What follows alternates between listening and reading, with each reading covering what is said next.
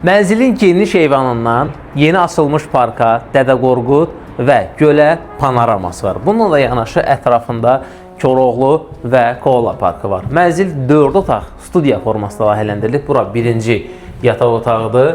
Gəlin keçək yataq otaqlarına, daha sonra qonaq otaqlarla tanış olarıq.